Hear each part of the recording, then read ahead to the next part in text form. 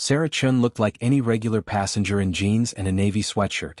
The airline staff refused her first-class upgrade request with rude comments about people like her.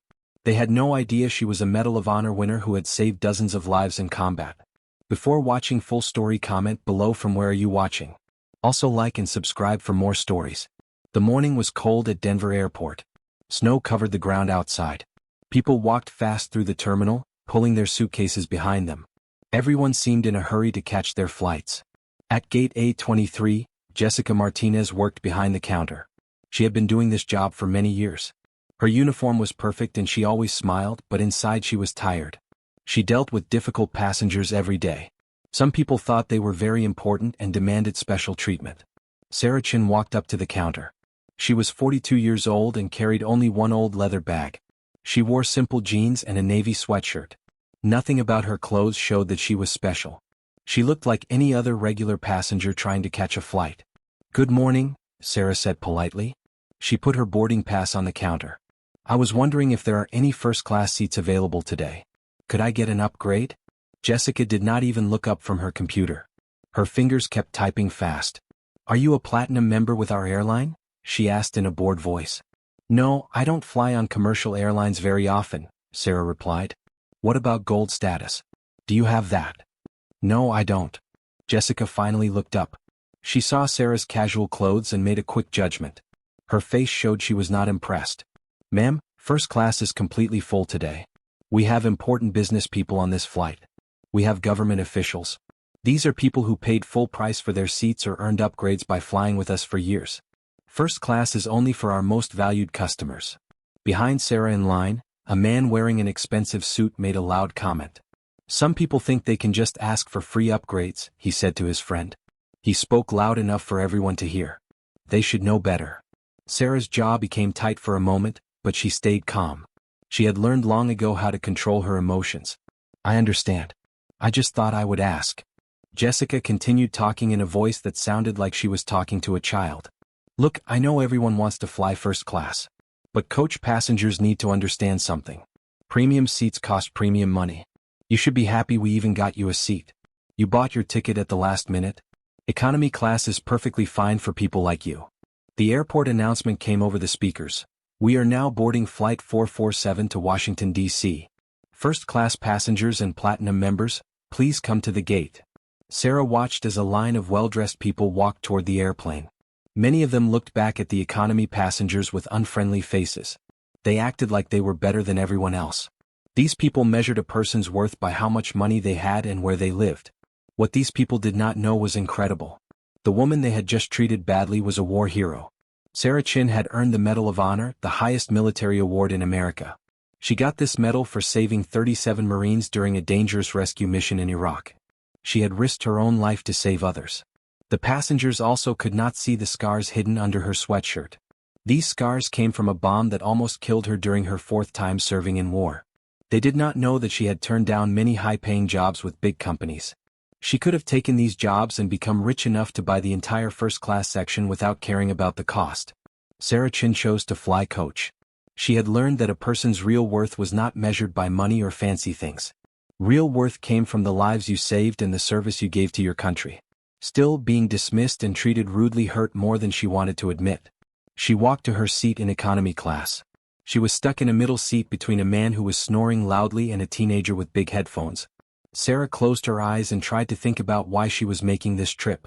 She was going to Arlington National Cemetery in Washington. She was going to attend the funeral of Lieutenant Commander James Rodriguez. Jimmy Rodriguez had been a pilot who worked under Sarah's command. He had died in a training accident just 1 week ago. Jimmy was only 26 years old. He had been married for 8 months. His wife was going to have a baby soon. Now Jimmy would never see his child. The flight attendants began their safety speech. Sarah noticed how they acted differently in first class compared to economy class. In first class they smiled more and took more time with passengers. In economy they seemed rushed and less friendly. The woman showing how to use the life jacket kept looking toward the front of the plane.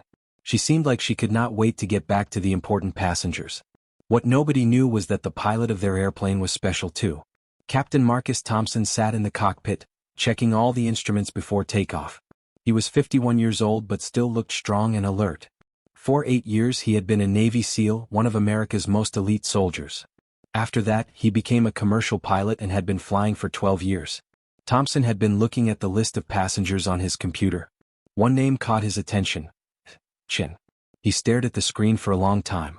He wondered if this could be the same Chin whose story was famous in military circles. Could this be Colonel Sarah Phoenix Chin? She was called Phoenix because she had survived 3 times when her aircraft was shot down. Each time she had walked away alive. She was known as the pilot who flew impossible missions and always brought everyone home safely. "You know what, Mike?" Thompson said to his co-pilot, First Officer Mike Stevens. "I need to walk through the cabin before we take off." Stevens looked surprised. Thompson was not the type of pilot who usually talked to passengers before flights. "Is everything okay, Captain?" "Maybe. Or maybe I am about to make someone's day much better." Thompson buttoned his captain's jacket and walked into the main cabin. He moved slowly through first class, nodding politely at passengers who looked up from their tablets and champagne glasses. These passengers paid a lot of money and kept the airline in business. But today he was looking for someone else entirely. He found her 3 rows into economy class. She was squeezed between 2 passengers who had taken both armrests. Her eyes were closed, but Thompson could tell she was not really sleeping. This was how combat pilots rested, always ready to wake up instantly if there was danger. "Excuse me," Thompson said, bending down to speak quietly. "Are you Colonel Sarah Chin?" Sarah's eyes opened immediately. She was instantly alert and awake. She looked at the captain's uniform and noticed his confident way of standing. Something about his face seemed familiar. "Do we know each other?" "Captain Marcus Thompson, former SEAL Team 6. But you might remember me from the briefings about Operation Nightfall." Understanding came to Sarah's eyes. "Hawk Thompson. You were part of the team that rescued us." "That's right. And you were the pilot who flew into hell to get those Marines out." Thompson stood up straight. His voice was loud enough for other passengers to hear. "Ma'am, it would be my honor if you would join me in the cockpit for takeoff." Everything in the cabin changed immediately. All conversations stopped. People turned to stare. The businessman next to Sarah suddenly sat up straight. Even the teenager pulled off his headphones to listen. "Captain, that's very kind of you, but I don't want to cause trouble," Sarah said. Thompson could see she was grateful for his offer. "Ma'am, with respect, it's not causing trouble when you are traveling to bury one of your pilots." Thompson's voice became quieter, but his words were powerful. "Jimmy Rodriguez was a good kid." For just a moment, Sarah's calm face showed emotion. She nodded, not able to speak. "Ladies and gentlemen," Thompson announced loudly. His voice had the authority of someone who had led soldiers into battle. "I would like you to meet Colonel Sarah Chin, United States Air Force." Colonel Chin received the Medal of Honor, our country's highest military award. She also received the Distinguished Flying Cross with oak leaf clusters. She has more medals for bravery than I can count. She has saved more American lives than most people will ever know about. The silence in the cabin was complete. Everyone stared in shock. Jessica Martinez had been walking through to collect trash. She stopped and stood frozen. Her face turned red as she realized exactly who she had been rude to at the gate. "The Colonel has kindly agreed to visit the cockpit during our flight to Washington," Thompson continued. "Those of you in first class are sitting in expensive seats. Colonel Chin earned her place of honor in a way that money cannot buy.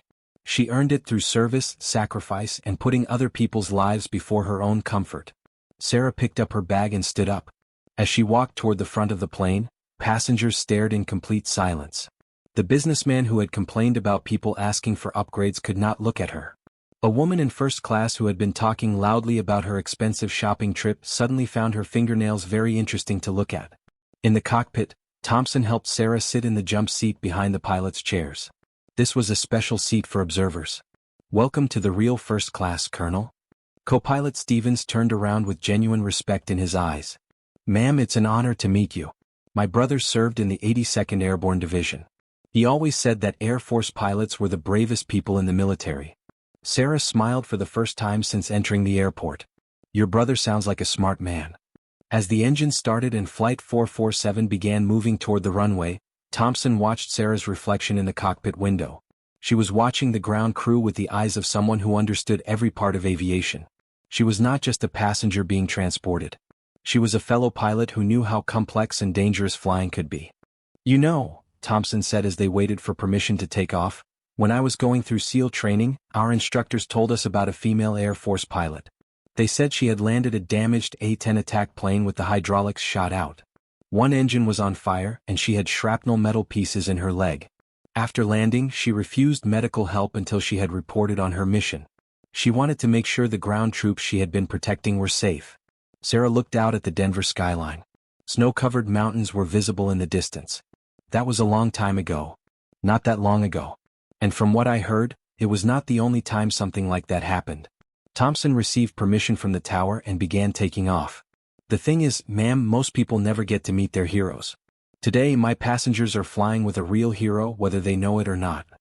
As Flight 447 climbed into the morning sky, leaving Denver behind, Sarah felt something she had not experienced in years. She felt the simple recognition of one warrior by another. This was not fake gratitude from politicians. This was not empty thanks from people who had never risked their lives for strangers. This was genuine respect from someone who understood what sacrifice really meant. Back in the main cabin, the atmosphere had completely changed. Jessica Martinez could not focus on her work. She kept thinking about her rude comments at the gate over and over. She had spent years dealing with passengers who thought they were important. But she had just insulted someone who actually was important. Sarah's importance did not come from wealth or status. It came from actions that really mattered. The businessman in seat 4A was now searching on his phone for Medal of Honor recipients. He was trying to understand exactly who had been sitting next to him. The teenager had put away his video game and was staring toward the cockpit. He was probably wondering if he would ever do anything that important in his life. In first class, people started talking again, but their conversations were quieter. They now realized they had been judging someone based on her clothes and her choice to fly coach. This was someone who had earned honors they could never dream of. This knowledge hung in the air like smoke. You know what the hardest part is? Sarah asked Thompson as they flew at 37,000 feet over Kansas. It's not the combat or the dangerous missions or even losing people under your command. The hardest part is coming home and trying to fit into a world where people think expensive coffee and upgraded airplane seats are life's biggest problems. Thompson nodded, understanding completely. I remember my first flight as a commercial pilot after leaving the SEALs. A passenger complained for 20 minutes about the temperature in first class being too warm. 20 minutes of complaining. I had just spent 8 years where being too cold meant someone might be shooting at you. But you know what? Sarah continued. That is what we fought for. We fought for the right of people to complain about small things. We fought so people could have the luxury of not thinking about real danger or real sacrifice. Even when it's frustrating, it means we did our job right. As they began going down toward Washington, Thompson made another announcement to the passengers. Ladies and gentlemen, as we approach our nation's capital, I want you to know that you have been traveling with someone whose service has directly helped protect the freedoms you enjoy every day.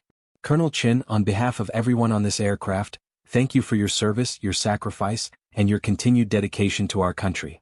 This time the applause was immediate and strong. It started in the cockpit with First Officer Stevens and spread through the entire cabin like wildfire. Even the most frequent flyers who usually ignored announcements found themselves clapping. Perhaps they were beginning to understand that they had witnessed something rare. This was a moment when real heroism was recognized and honored. As Flight 447 landed at Washington Dulles Airport, Sarah prepared to go back to her coach seat for landing. But Thompson had one more surprise. Colonel, if you don't mind, I would like to invite you to exit through the first-class door. It's the least we can do for you. Sarah paused and thought about it.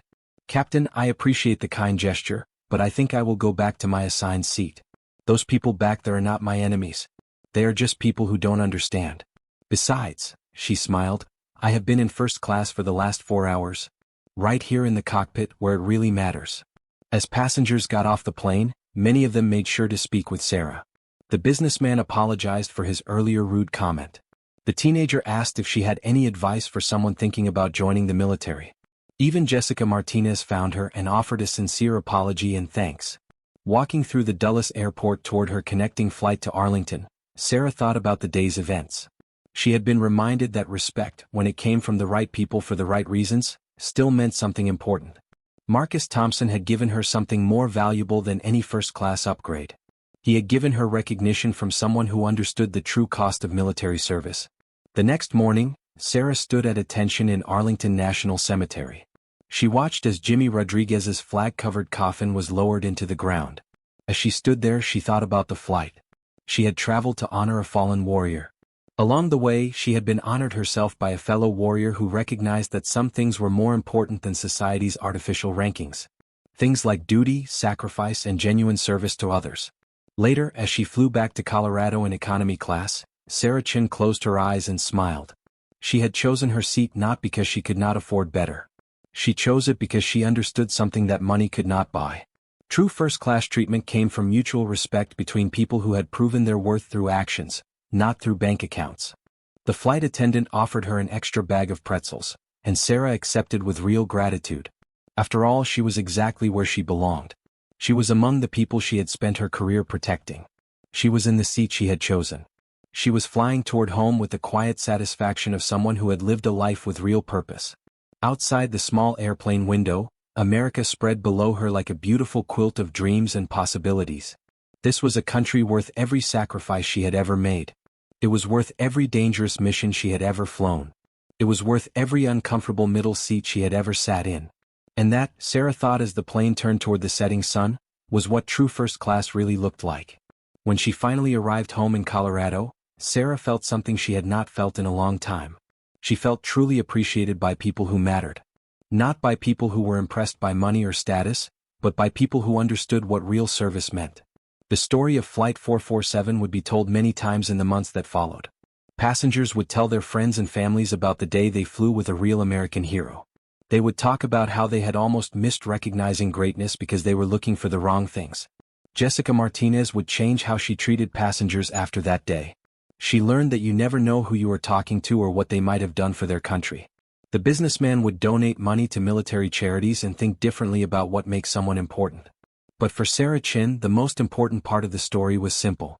She had been reminded that there were still people in the world who understood that true honor could not be bought or sold. It could only be earned through service to something bigger than yourself.